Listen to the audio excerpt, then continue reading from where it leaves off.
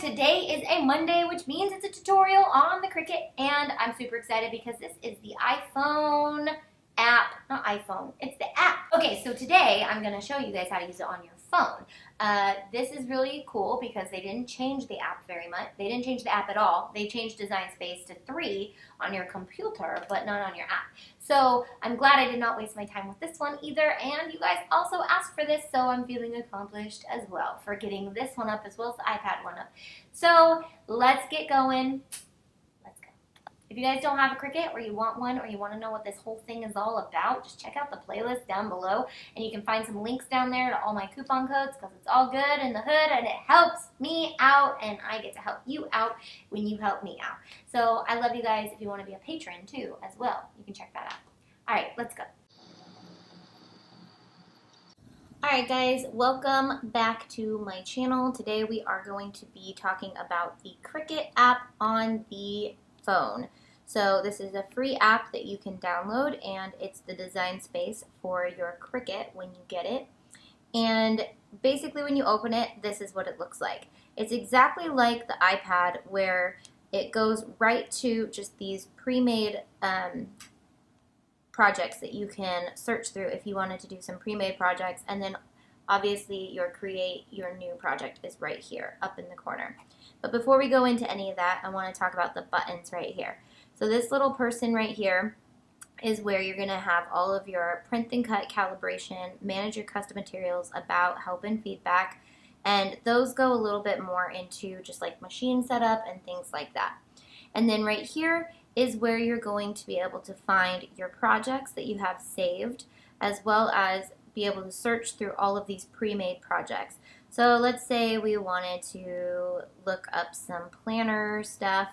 We could just go to the planner section and then it'll give you everything that Cricut has done with planners, and you can see what you need. So when you click on these, it'll tell you exactly what you'll need to do it, and it'll also tell you if you own the stuff or if you need to purchase it.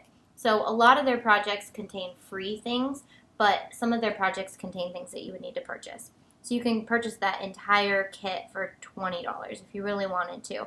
But there's a lot of fun stuff in there that's free as well. So that's that button right there. And then over here you've got your home, your canvas, and your mat. So you can go right to your canvas, which you can see that I already have something that I was working on my canvas. So I could go straight to my canvas, or I can stay home and I can create a new project, which will prompt me to either replace this project or keep it and work on it from now on. But I'm going to replace it so we can start on something brand new, so I can teach you about all these buttons. So then obviously so let's go back to home so we can make sure we've covered all the buttons on our home page. And you can't click Mat because right now we haven't sent any projects to Mat. So we're just going to go right back to our canvas since we started the new one. And now these buttons have stayed the same, except this little guy is the save button for when you've actually added something. I'll show you how you can save that in a second.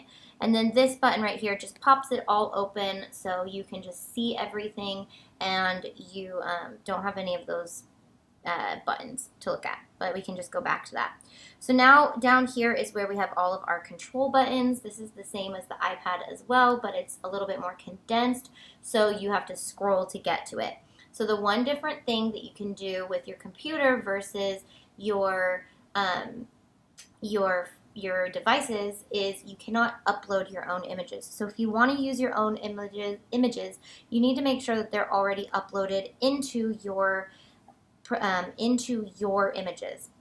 So when we click Add Image, they're going to pop up with all the Cricut Access images as well as the ones that you can purchase. If they have a number down here, that means that they are for purchase. If they don't have a number, that means that they're a part of Cricut Access. And then you can search by category. And also your images are in here. They're just in there like really hard to find. But I'm going to show you how to find them in a second. So you can search by category. So that's one way to search. Or you can actually literally search. You can type in what you're looking for and search in the search bar. Let's see. Let's get out of here. No, I don't want those. Close. Okay. Or no, let's go back to insert image. Okay. Or you can go to cartridges. so you can search cartridge names, so if you want to look up Disney stuff and things like that, or you can go to My Cartridges and it'll open up any cartridges that you own or are part of Cricut Access so that you can use those. And then if you want to find your own images, you just click this little filter here. So once again, this is under Add Image, and then this little filter right here is how you find all of your uploaded images. So you can go to Uploaded, you can add My Images, but the more you check, the more check marks are going to add here, and it's going to add a bigger filter. So let's just go to Uploaded, and there's also stuff that is stored either in the cloud or on the phone, and I like to just store everything in the cloud so that I can access it. If you wanted to do this offline, you would store it on your phone. So now that we are there, we can see all of our images that we have uploaded, and we can work with our own images. So let's just work with one of our own images just so I can show you guys. You're going to click it, and then you're going to click Insert. You can also click more than one at a time if you want. So to zoom in, you just use 2 fingers, and to move your board, you put 2 fingers on the screen and you move it around. But to zoom in, you can do 2 fingers like so, and then we've got this little panda guy right here. So on each image, there are the options to unlock it so that you can skew it. And then you can also lock it so that it stays, it doesn't get skewed with what you're doing. So that's how we insert images. Now I'm going to insert one more image just so that we can show you all the different things that you can do. Let's do bear cub, insert.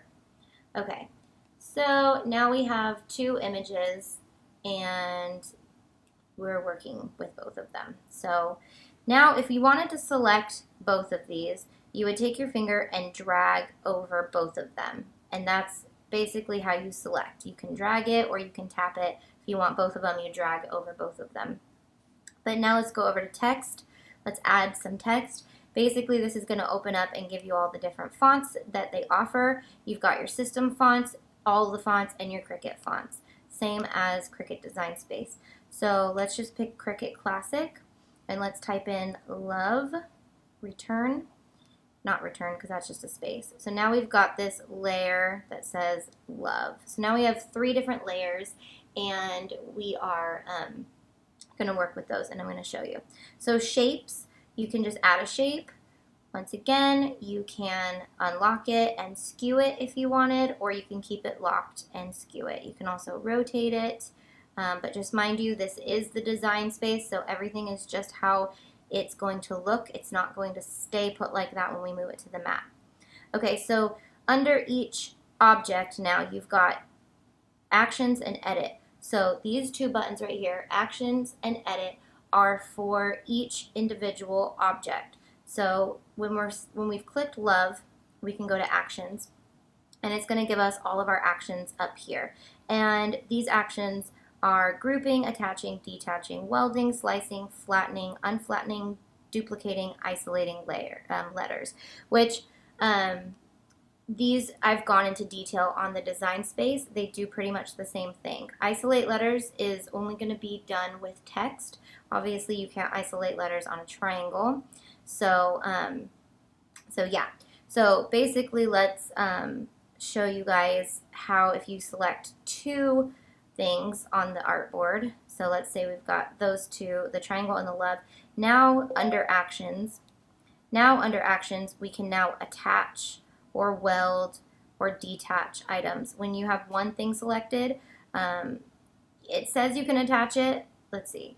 So when you have one thing selected, you can't attach it because attaching things means you're putting things together. So now let's go over to Edit. And basically that's just where you can type in all your correspondence, where you want it to be on the mat, how big you want it. So say I wanted to change this manually, I could type in 4 inches and then it would resize to that. And if I wanted to make it 2 inches or 22, it would get bigger. But I don't want it to be 22. I want it to be, let's see, I want it to be 4 inches. And then it'll get smaller again. So that's under Edit, and you can edit and use actions with any different thing. Okay, so then we have syncing, and this is how we turn our colors into the same color. But with here, you're going to grab these little things and you can drag them on to each other's layer, and that's going to create them to be all the same color. And then layers is the same exact thing as layers in your design space on your computer. Basically, if you want to click a layer, you'll click it and it'll give you the option to hide it right here, or duplicate it, or throw it away. You can also click this little triangle and it'll give you the option to cut it, write it, score it, or print it, or change its color. So let's change this color to red so I can show you that syncing one more time really quick.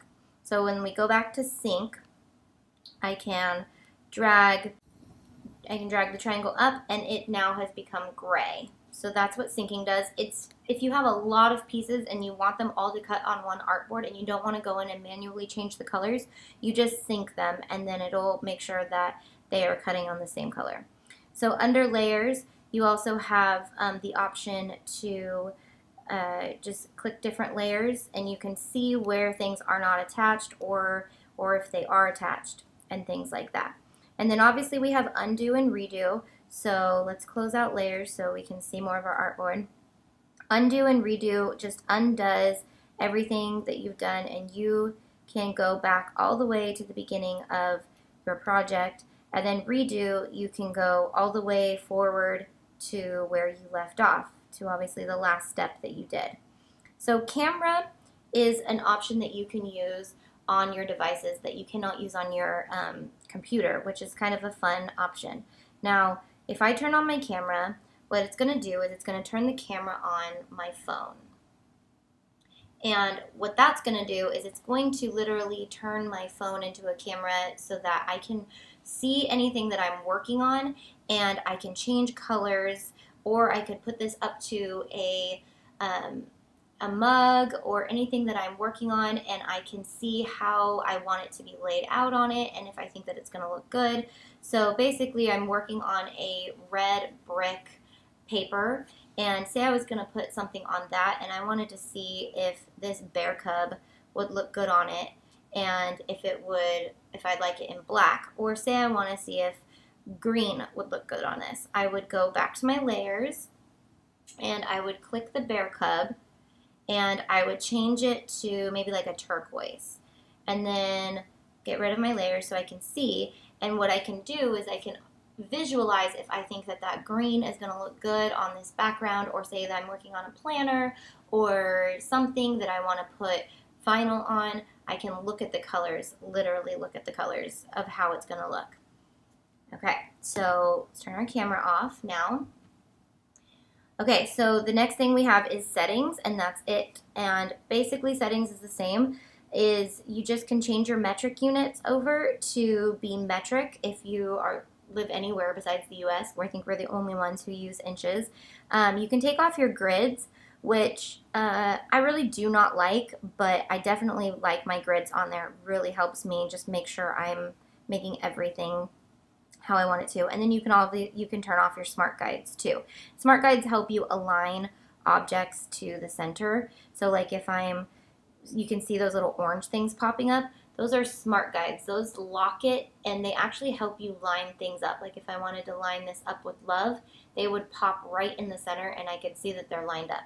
I wouldn't turn smart guides off for any reason, but if you did want it a little off center and the smart guides are kind of just like aggravating you, you can turn them off right there.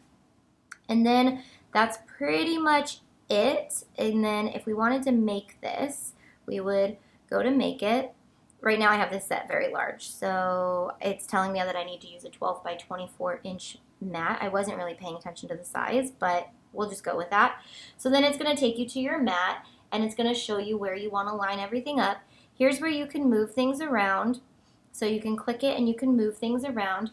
This is where you'll find your snap mat, and if you guys want to know more about snap mat, make sure to check out my snap mat video, because I've made one for you guys just to go into a little bit more detail. So you can move this around. It won't let you put it sideways if it's too big, but you can move it up to the corner. You can move this triangle down to the square. Say you're working with just scraps of vinyl and you don't have a big enough piece to put all this over here. You can move this down and use a scrap here and a scrap here. You could also do our trick, which we've talked about in saving space on your mat, where you turn everything into the same color and then just put different colors of vinyl, which I've gone into more on my snap mat video. You can also see all of your mats by going like this. You can also click right here and it's going to show you your mat. Now if you're working with iron-on, you want to open these up and make sure that you click each mat and you turn it to iron-on. That's going to flip your design backwards, because with iron-on we cut on the back side and then we flip it over when we put it on. So if you're a user of iron-on often, make sure that you are flipping them over. If your machine is set to iron-on, it's going to ask you why you have not done that. The only reason you probably wouldn't have done that is if you're using print then cut iron-on, but there might be other reasons too. So just make sure that if you're using iron-on, just be careful. I also like to move, if I'm dealing with a really big project, I like to move it just a little bit centered so I can just make sure I'm not getting any room for error. It does have a 1/2 inch buffer on your mat, so you could be safe if you did do this, but I just like to be safe and keep it a little bit close to the center. So then we would just click continue and we're all ready to go. I'm not connected to a device, but it will look for a device for me through Wi-Fi, through Bluetooth, not Wi-Fi. And right now my accessory is connected to my computer, so it's not picking it up. So it'll give me the option and tell me how to do that. But basically we would click go and then we would cut it. And then that's it. That is how you use the iPhone app for your Cricut Explore, for your Cricut design space. I hope this helped you guys, and if you guys want to check out more, make sure to comment down below if you are looking for something, or check out all my playlists in the description, because that is a good spot to find different things that you might already have answers to, that I might have already done. Alright guys, love you, bye!